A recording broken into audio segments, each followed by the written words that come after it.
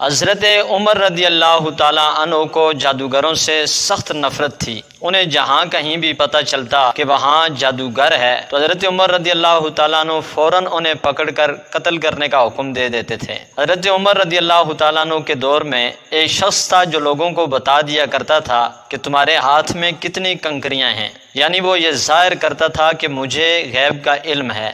ایک دفعہ حضرت عمر رضی اللہ تعالیٰ عنہ نے اس جادوگر کو بلایا اور اپنے سامنے بٹھا لیا۔ پھر آپ رضی اللہ تعالیٰ عنہ نے اپنا ہاتھ پیچھے کیا اور اپنے ہاتھ میں کچھ کنکریاں اٹھا لیں۔ پھر جادوگر سے کہا چل بتا میرے ہاتھ میں کیا ہے۔ جادوگر نے کہا کہ آپ کے ہاتھ میں کنکریاں ہیں۔ پھر آپ رضی اللہ تعالیٰ عنہ نے فرمایا بتا کتنی کنکریاں ہیں۔ جادوگر نے کہا کہ آپ کے ہاتھ میں 5 کنکریاں ہیں۔ آپ رضی اللہ تعالیٰ عنہ نے پھر اپنا ہاتھ پیچھے کیا اور پھر کچھ کنکریاں اٹھا لیں۔ فرمایا اب بتا میرے ہاتھ میں کیا ہے۔ جادوگر نے کہا کہ آپ کے ہاتھ میں کنکریاں ہیں۔ آپ رضی اللہ تعالیٰ عنہ نے فرمایا کہ بتا کتنی کنکریاں ہیں۔ جادوگر نے کہا کہ مجھے نہیں پتہ چل رہا۔